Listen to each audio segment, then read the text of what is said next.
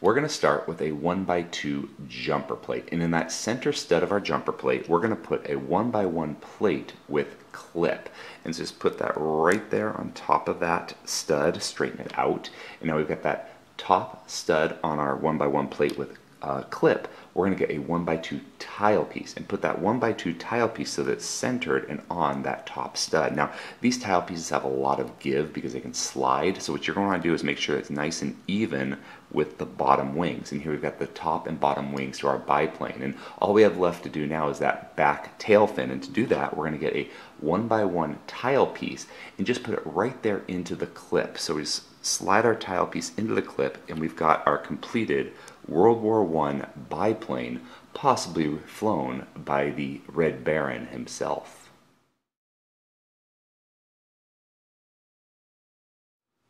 First, we're going to get this 1x2 hinge plate with the locking finger in the back, and this front stud will be the front of our plane, and what we're going to do is we're going to get a 1x1 by 1x1 bracket plate, and we're going to put that on the front stud facing forward.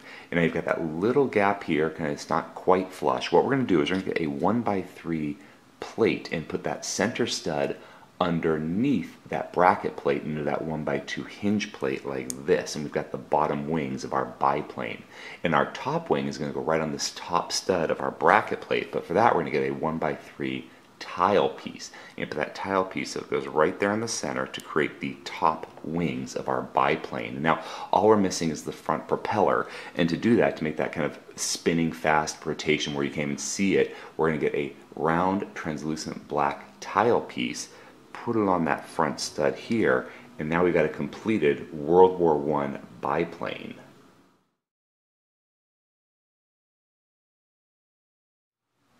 We're going to start with our 1x3 plate. So you just grab two of those 1x3 plates and you're going to line them up so that the center here goes on that front stud right there on top. And then you can do the same thing on the bottom, but this time you've got that center stud right there underneath it into our bricks, and there you have the two wings that give the biplane its name.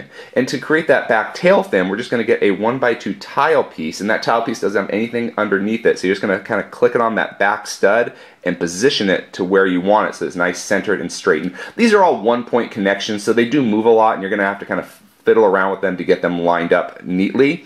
But now we get to do the propeller. And do the propeller, grab one of these these minifigure neck brackets with a stud on back, and you put it across the front. So you put it on top of the top wing on that center stud, and then it goes across to the front, and that's where the stud is. And for the propeller, we're going to get a round 1x1 dark gray plate and put it right there for the propeller. And you know, these colors, you can really do them in any style you want. I've seen the wings in brown and green, and the propeller's clear, but you know, you kind of just design the biplane you want, but I really love this World War I biplane design.